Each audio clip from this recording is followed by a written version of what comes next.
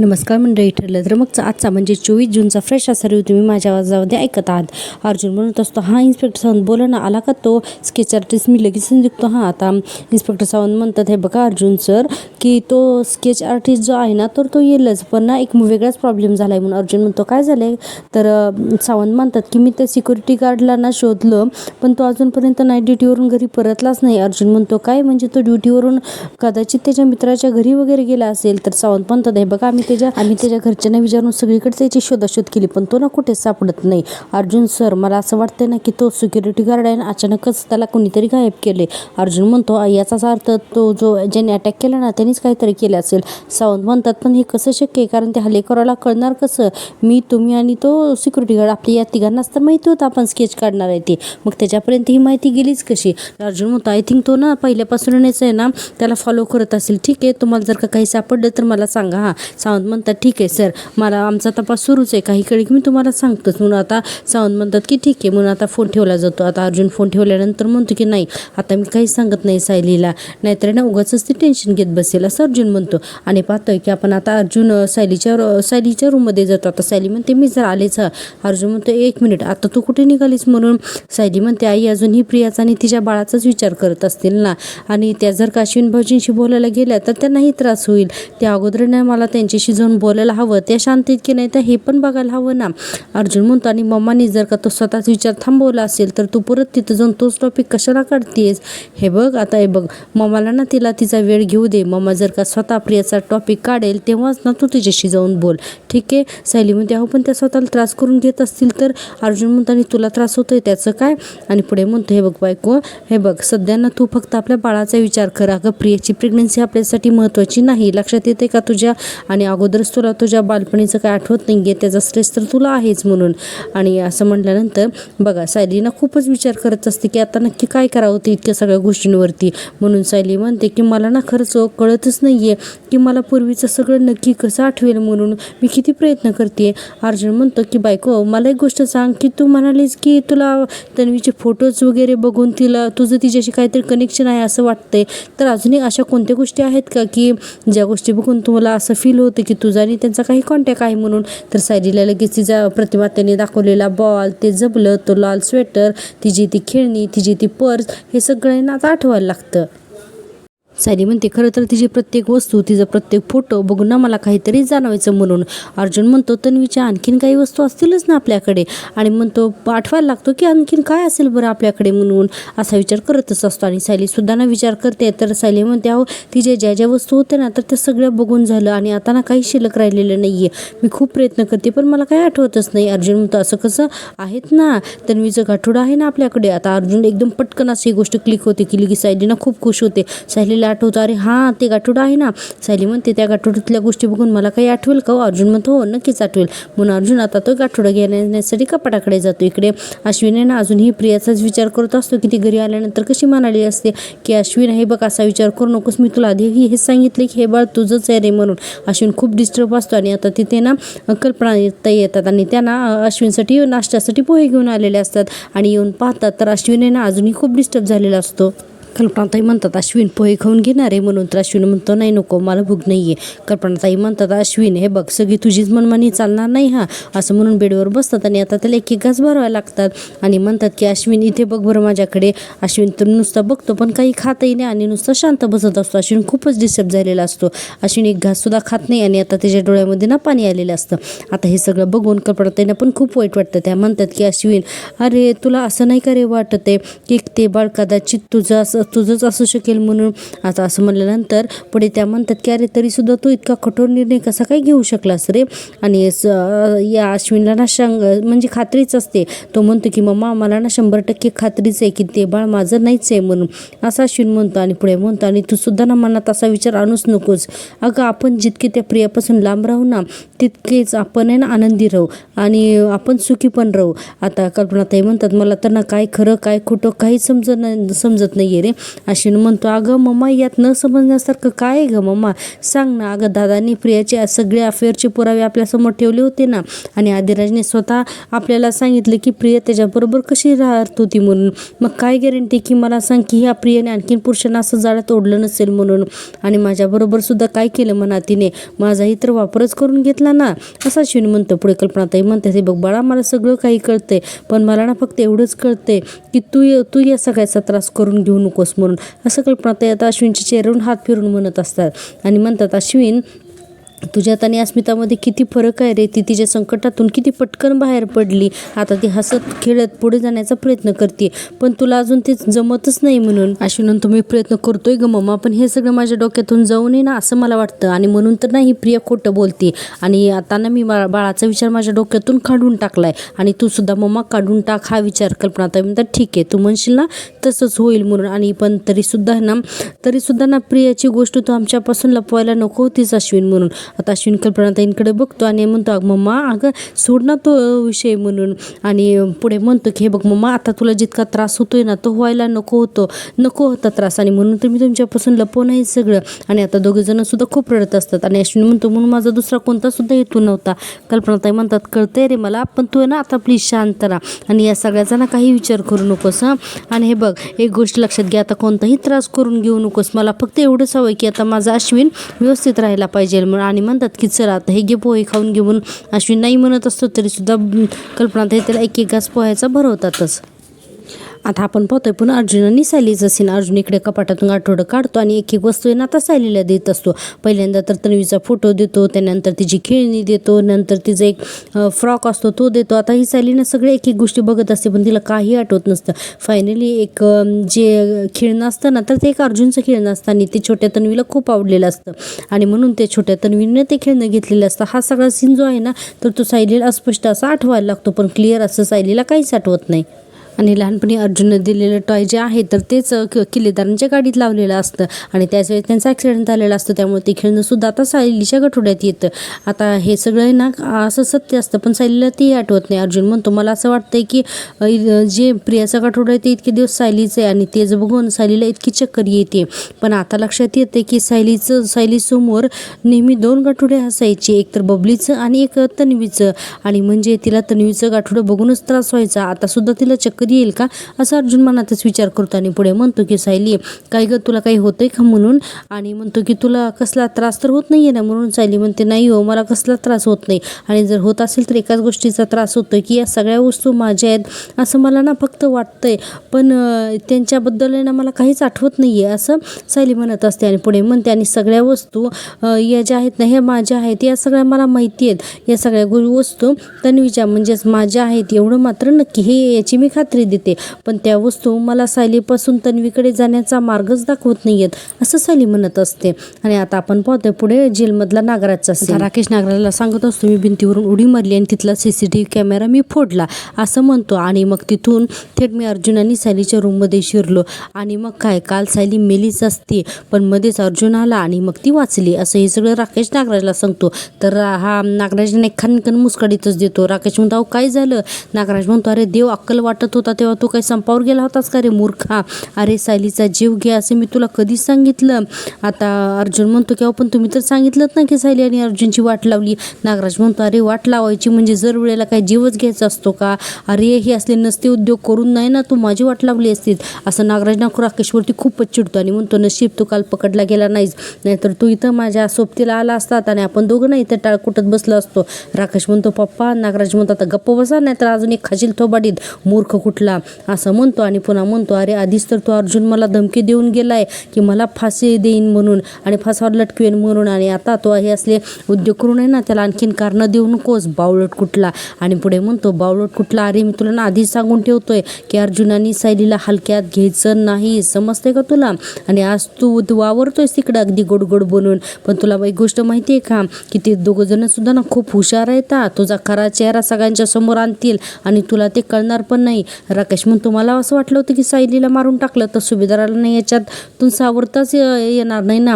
नागराज म्हणतो अरे पण तुला विचारतोयस कोण की तुला काय वाटतंय ते? हां अरे मी सांगतोय ना तुला, तू तेवढंच कर ना.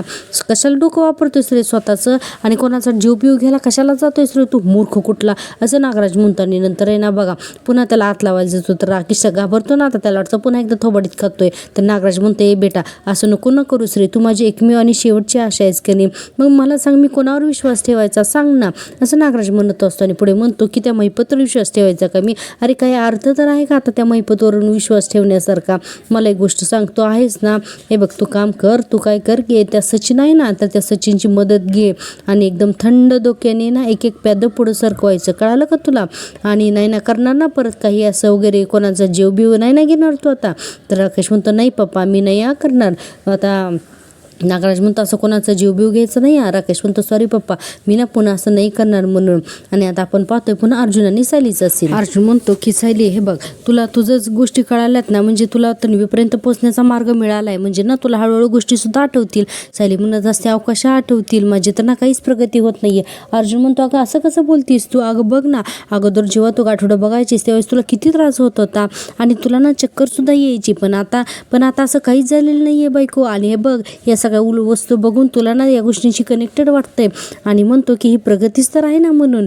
आणि सायली म्हणते की नाही हो याने काही साध्य होणार नाहीये म्हणून. आणि म्हणते की मी ना फक्त विचार करून करून येणार थकून जाते हो, म्हणून माझ्यासारखी कमनशिबी मुलगी मीच आहे असं सायली म्हणत असते. आणि वैतागते हां आणि म्हणते मला सगळं जाणवतंय सगळं कळतंय पण मला ना आठवत तर काहीच नाहीये आणि म्हणून तर माझे आई बाबा समोर आहेत, पण नाही ना मी त्यांना आई बाबा म्हणून असे हाक सुद्धा नाही मारू शकत असं सायली म्हणते. आणि अगदी उदास होऊन आहे ना उठते आणि ते गाठोडं आहे असं ना कपाटामध्ये ठेवून टाकते. आता अर्जुनला या सगळ्या गोष्टीचं खूप वाईट वाटतं आणि म्हणतो की तन्वी मी ना तुला असं हार मानू देणार नाही. मागे मी तुझ्यासमोर चुकीच्या आई बाबांना उभं केलं आणि नकळत त्यामुळे तुला त्रासच झाला आणि आता मी तुला तुझे खरे आई बाबा मिळवून देणारच असं अर्जुन म्हणतो. आणि बघा आपण पाहतोय पुढे इकडे सायली ना अशी उदास होऊन ना एक कोपऱ्यामध्ये उभारलेली असते आणि आता अर्जुन हे सगळं पाहतो आणि लगेचच म्हणतो बायको ये इथे ये. सायली म्हणते आता काय झालं? अहो मला थोडा वेळ शांत बसू देत ना. अर्जुन म्हणतो अगं बस पण त्या अगोदर आहे ना मला तुझी कोणाची तर ओळख करून द्यायची आहे. आणि आता आरशाकडे सायलीचं तोंड करतो, स्वतः पाठीमागे उभारतो आणि आरशात दाखवतो आणि म्हणतो की सायली मीठ तन्वी किल्लेदार म्हणून. आणि आता सायली पण आरशात बघत असते. आता सायलीला रडायला येतं अर्जुनच्या बोलण्यामुळे. अर्जुन म्हणतो मला सायली आणि तन्वी या दोघींमध्ये ना खूप सिमिलॅरिटीज दिसतात, दोघी सुद्धा खूप गोड आहेत आणि खूप प्रेमळ सुद्धा आहेत आणि तशाच तितकेच मस्तीखोर सुद्धा आहेत. या सगळ्या सुभेदार आणि किल्लेदार यांच्यावरती या दोघीजणी सुद्धा खूप प्रेम करतात आणि म्हणून तर सगळ्यांच्या तोंडात फक्त एकच नाव सायली. आणि पुढे म्हणतो की आधी तन्वी नाव असायचं आणि आता फक्त सायली असतं आणि त्यामुळे माझी सुद्धा खात्री पडली की सायली हीच तन्वी आहे म्हणून असं अर्जुन बोलत असतो. आणि पुढे म्हणतो आता अर्जुन सुभेदार सायलीला तन्वीपर्यंत पोहोचवणारच म्हणून. सायलीच्या डोळ्यातून ना खूप पाणी वाहत असतं. अर्जुन पुढे म्हणतो की यू नो वॉट अगोदर आहे ना तन्वी आणि अर्जुन हे जोडी जी आहे ना ती खूप फेमस असायची, लोक म्हणायचे की फ्रेंडशिप असावी ना तर अशी म्हणून. आणि आता अर्जुन सुभेदार आणि सायली सुभेदार ही जोडी किती फेमस आहे हे तर सांगायलाच नको आहे असं अर्जुन म्हणतो. आता सायली थोडीशी स्माईल करते. अर्जुन म्हणतो सो हे अर्जुन सुभेदार आणि सायली सुभेदार दोघं मिळून अर्जुन आणि तन्वीपर्यंत पोचणारच म्हणून. सायलीला हे सगळं ऐकून खूप असं मन भरून येतं आणि म्हणते की मला ना चांगलंच माहिती आहे की तुम्ही एखादी गोष्ट ठरवलीत ना की ती करूनच दाखवता म्हणून. आणि अर्जुन म्हणतो येस मी करूनच दाखवतो आणि म्हणते असं रडायचं नाही आहे म्हणून. आणि म्हणतो जर का तू रडलीस ना तर मग तन्वी सुद्धा रडेल ना, नको ना तू रडू आणि तन्वी रडताना ना मला अजिबात आवडत नाही. आता सायली म्हणते कसं सुचतो तुम्हाला हे सगळं असं म्हणून त्याला घट्ट मिठी मारते. आता आपण पाहतोय की अर्जुन म्हणतो मला नाही ग माझ्या बायकोला सुचलं हे सगळं. आठवतंय का ग सायली तुला काही दिवसांपूर्वी जेव्हा तुला मी खूप लो फील करत होतो त्यावेळेस आहे ना तूच मला असंच करून मला मोटिवेट केलेलं होतं, आठवतंय का तुला? मला चेअरअप केलं होतंस तू म्हणून. सायली नुसतं हो म्हणते आणि अर्जुन म्हणतो थँक्यू बायको थँक्यू सो मच. आपण आता पाहतोय की महिपतला ज्या मुलींनी शेती दिली ना 10 एकर तर ती मुलगी सगळा प्लॅन समजावून सांगत असते. अर्थातच ती आश्रम बांधणार असते ना तर ती सांगतकडे असते. इकडे भक्तांसाठी ना वेटिंग रूम बांधते, हे करते ते करते असा प्लॅन दाखवत असते. महिपत म्हणते बघ तू जे काही करतेस ते छानच आहे, मला यातलं काही कळत नाही आहे, फक्त ना माझी तुला एकच विनंती आहे की आपल्या आश्रमामध्ये जी काही गोरगरिबी येतील, जे काही भक्तमंडळी येतील तर त्यांच्यासाठी ना एक मोठं असं ना अन्नछत्र तेवढं बांधायला विसरू नकोस हां.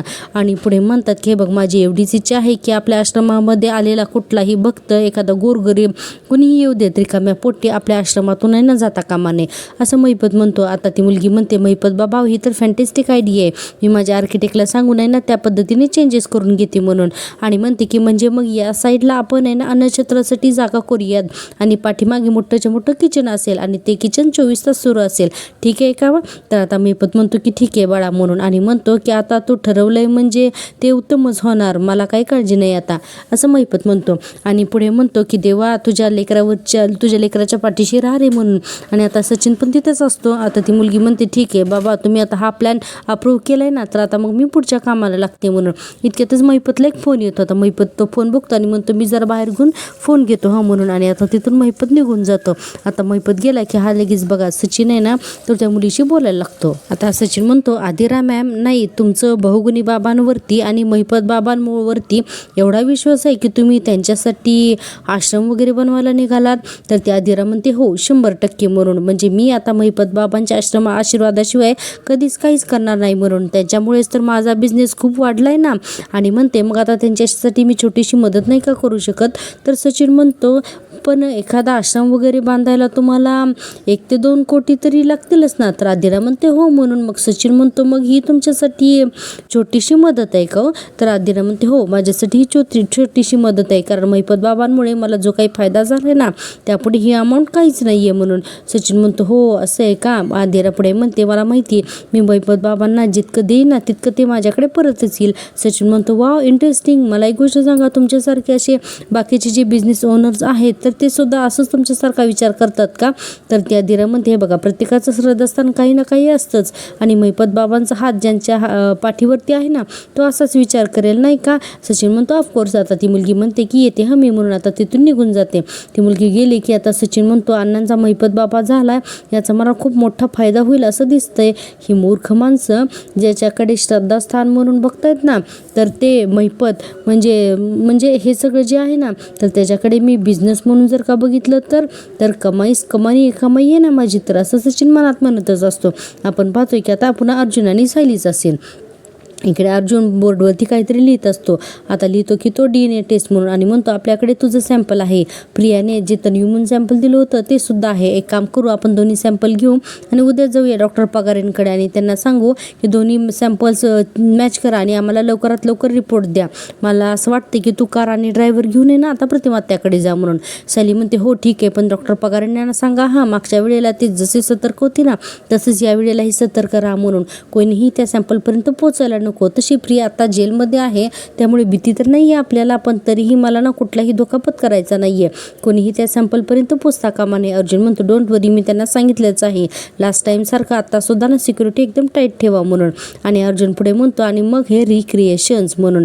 आणि म्हणतो की डॉक्टरने तर आपल्याला सांगितलेलं आहे की छोट्या गोष्टी आपल्याला रिक्रिएट करायच्या आहेत म्हणून, तर ते आपण करून बघूयात. तर सायली म्हणते पण आपण जुन्या बऱ्याच गोष्टी परत करून बघितल्या ना म्हणजे आपोआप काही गोष्टी मला दिसतात पण ते इतक्या अर्धवट असतात ना की त्याने हाती काहीच लागत नाही म्हणून. अर्जुन म्हणतो नो प्रॉब्लेम बायको, पण आपण करून तर बघूयात ना.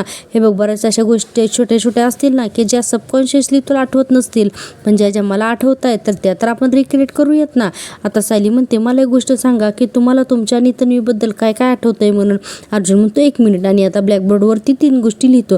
आता अर्जुन काय लिहितो हे सायलीला काही दिसत नसतं कारण अर्जुन मध्ये उभारलेला असतो ना. सायली म्हणत असते की अहो तुम्ही काय लिहिता हे मला कसं कळणार, बाजूला तर व्हा ना, मला तर दिसू दे.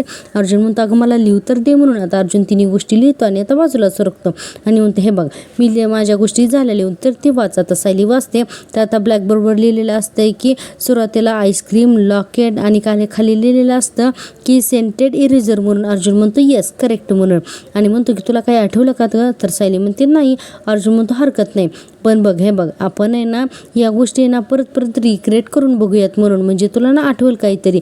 आणि अर्जुन पुढे म्हणतो की सगळ्यात अगोदर आपण आईस्क्रीम खाणं आपण सगळ्यात पहिल्यांदा रिक्रिएट करू म्हणून. आणि बघा सायली म्हणते ठीक आहे आणि ठरलं तर मग आजचा भाग ना इथेच संपतो. आता उद्याच्या भागात आपण पाहणार आहोत की सायली आणि अर्जुनला तो सीन रिक्रिएट करत असताना सगळं काही आठवतं सुद्धा. जसे तर मी लहानपणी म्हणत असते ना, अर्जुन अरे लवकर उघड ना फ्रीज, तसं अर्जुन म्हणजे फ्रीजचा दरवाजा उघडताना सायली पुन्हा तशीच म्हणते. आणि त्यानंतर अरे लवकर खा ना, बाऊल घे ना, तर सायली म्हणत असते की अरे बाऊल कशाला, असंच खाऊया ना. आता सायली सुद्धा ना अगदी सेम टू सेम तसंच करते, डब्यातच आईस्क्रीम खायचं तसंच छान लागतं. आणि हे दोघं जण आईस्क्रीम खातात सुद्धा. आणि आईस्क्रीम खाताना सायलीला एका कोपऱ्यात हे दोघं जण बघून आईस्क्रीम खातात ना ते कळतं. आणि आता सायली म्हणत असते अर्जुन हळू खाणार अरे नाही तर सगळं आईस्क्रीम तू संपवून टाकशील. अर्जुन म्हणतो वा बायको तुला आठवलं सगळं. आणि अगदी छोटी तन्वी जशी म्हणायची ना सेम टू सेम तेच वाक्य आता पुन्हा मोठी सायली म्हणालेली असते. आणि अर्जुनला याचा खूप आनंद होतो. तर आता उद्याच्या भागात सायलीला सगळं आठवणार आहे. तर हे पाहण्यासाठी प्लीज पाहत राहा माझ्यावरती सिरियल आणि माझ्या चॅनलला सबस्क्राईब करा. भेटूया उद्याच्या भागात, तोपर्यंत प्लीज चॅनलला सबस्क्राईब करा आणि व्हिडिओला नक्की लाईक करा. Take care, bye bye.